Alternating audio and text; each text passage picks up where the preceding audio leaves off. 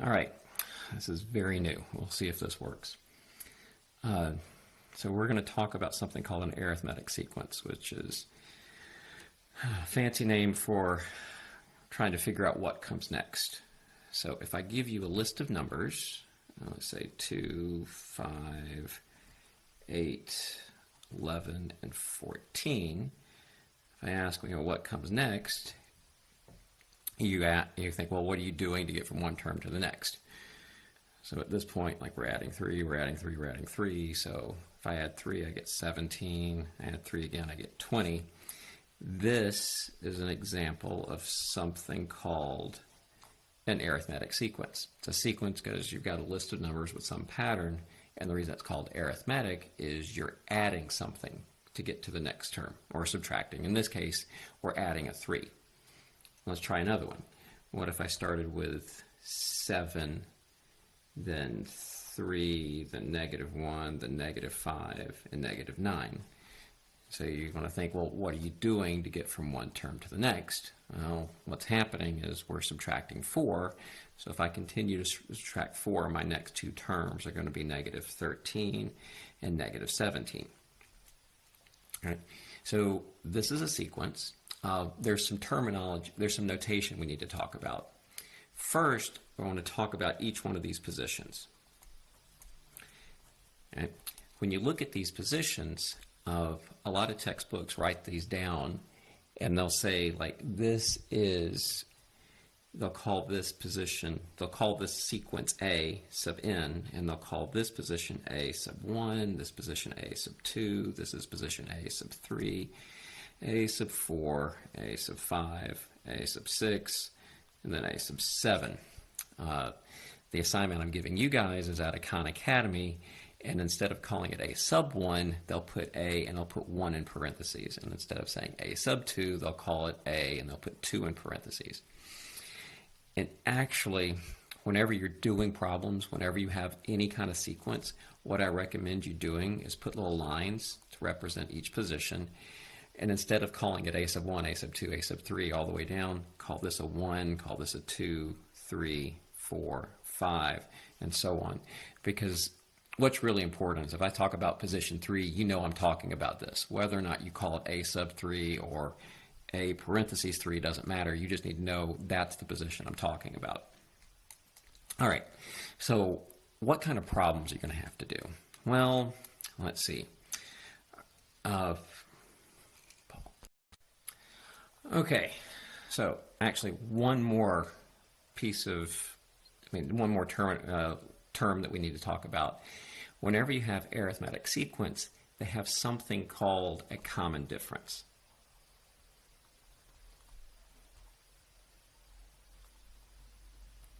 Okay, what is a common difference? Well, if you look back, if you look at our first example, if you take any two consecutive terms, and you do right minus left, if I look at right minus left, well, let's see, what's 5 minus 2? Oh, that gives me 3.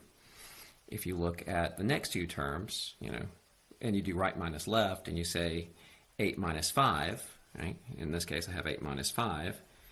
We're going to get 3, right? It's called your common difference. Why is it common? Well, it doesn't matter. You pick any two consecutive terms, and as long as you do right minus left, you get the exact same number. It just happens to be the number that we add each time.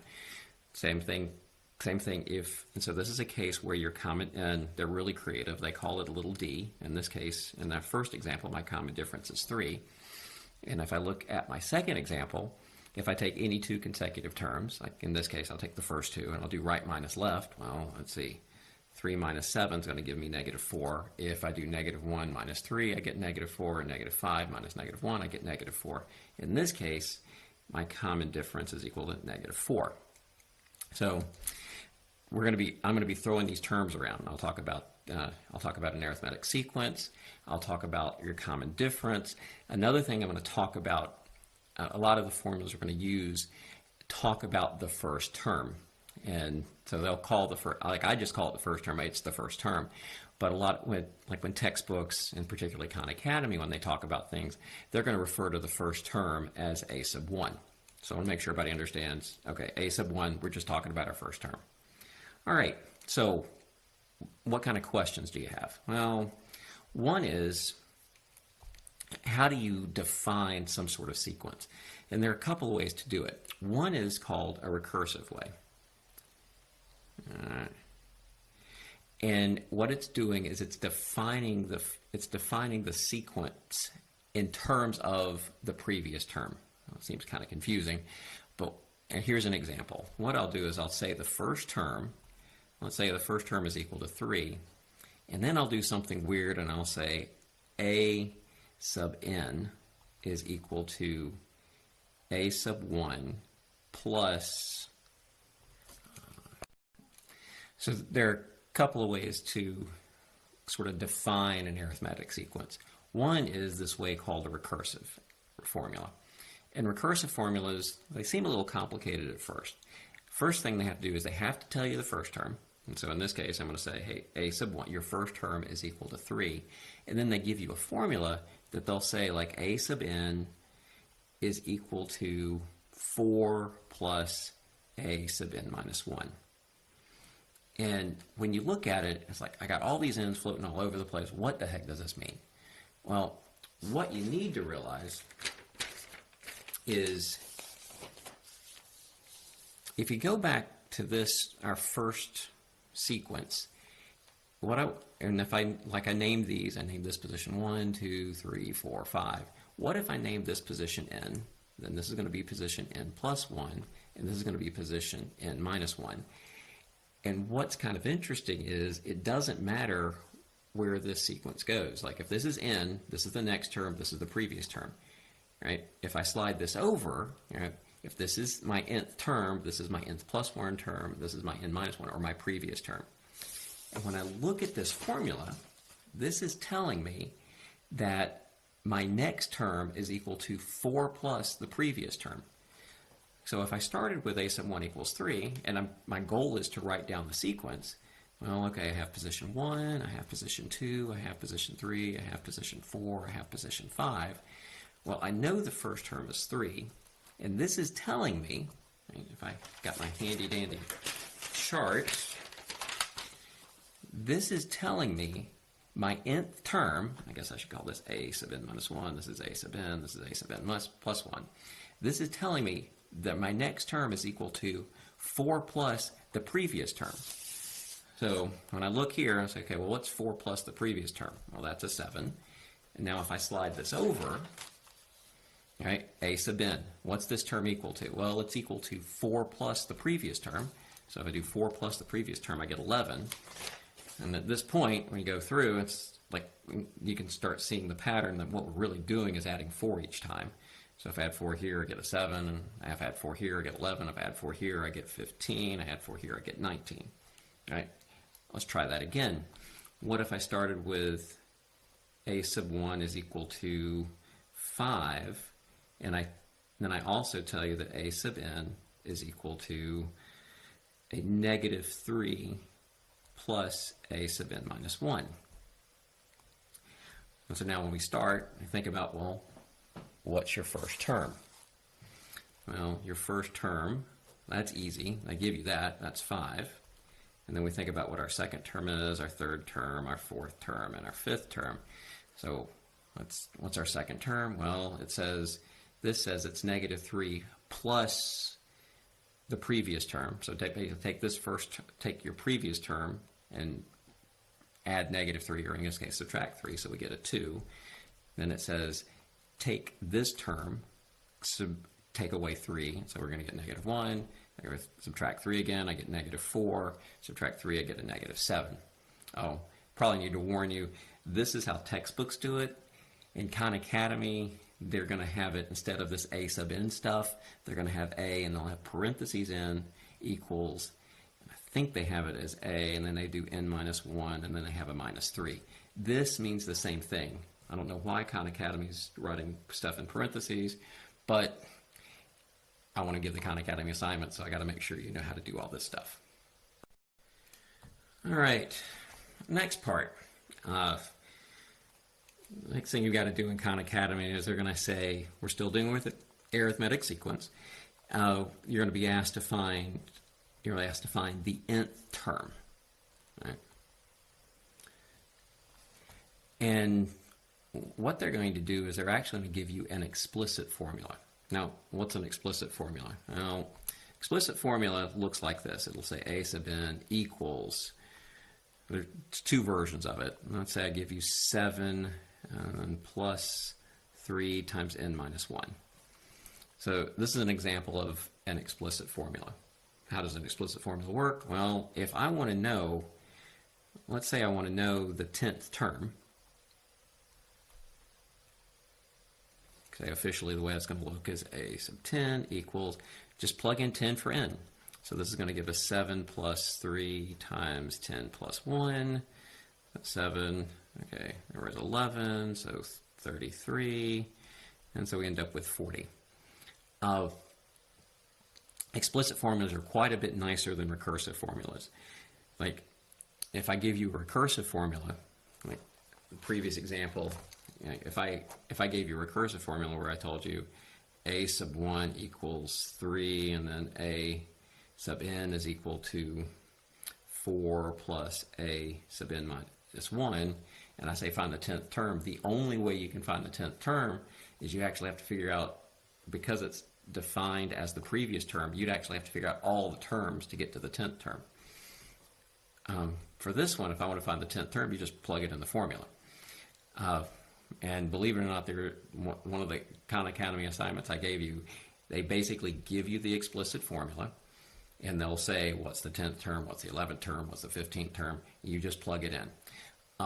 The only warning is their notation, instead of saying a sub n, they would write this as, instead of saying a sub n, they would say a, and they'd put it in parentheses in. It's kind of function notation, and I get why they're doing it. I think it's confusing. Every textbook I've ever used has the subscript, but all right. So while we're on the topic of explicit formulas, you're going to have to write them. So if I give you a sequence, so let's go back to the very first example. Let's say I give you 2, 5, 8, 11, and 14, and our job is to write an explicit formula. Well, there's the actual formula that every textbook, and if you look at Khan Academy, they're going to tell you that. But you know, kind of know how I feel about formulas. So the way I come up with an equation is, it all hinges on you being able to find the common difference. So in this problem, you know, pick two consecutive terms, like these two, these two, these two. I usually pick the first two. If I do right minus left, we just found out that our common difference is 3. Yeah. And so what we're going to do, and here's how we're going to write our formula. We're going to say a sub n, because they're always going to start out a sub n. And what I want you to do is I want you to take your common difference, which in this case is 3. I want you to take your common difference, do 3 times n, and now fix it. Well, what does fix it mean? Well, okay, this is position 1, this is position 2, this is position 3, this is position 4, position 5. And what I mean by fix it, right, this formula is set up where if you plug in a 1, you better get a 2. If you plug in a 1 for n, you better get a 2, and if you plug in a 2 for n, you better get a 5. That's how this works. Well, if I look at this formula, I've got my common difference is 3, so I have 3n. When I plug 1 in, I don't get 2. Right now, when I plug 1 in, I get 3. So I need to fix this so I get a 2. Well, what do I need to do to fix it? Okay, well, you could subtract 1, right? Because that's what I mean by fix. You have to add or subtract something. So in this case, we're going to subtract 1. Now let's check to make sure it worked out. If I plug in 1, okay, well, 3 minus 1 is 2. That works. If I plug in 2, does that work? Well, 3 times 2 is 6, minus 1, that's 5. Okay, that worked. If I plug in 3, does that work? And if you look, it works all the way down. Let's try it again with the other example I had. So if I give you 7, 3, -1, -5, and -9, there's position 1, position 2, position 3, position 4, position 5. Let's think about what this function's going to sound like, what this sequence, what this formula looks like. So if I say a sub n equals, well, what's our common difference? Pick two consecutive terms, so this minus this. So I get my common difference is equal to -4, and so now I end up with -4n. Now let's talk about fixing it.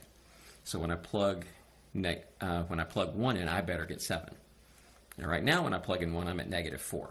So what do I need to do to get 7? Negative 4, to fix that, I'm going to have to add 11. So I'm going to plug 1 in. Okay, well, it's negative 4 plus 7, that gives that. All right, let's see if it works if I plug in 2. I'm going to plug in 2. Well, 2 times negative 4, it's negative 8. Oh, that works for, it gives me my second position. What if I plug in 3? It gives me a third position. And at this point, you can try and everything else works. All right, your turn.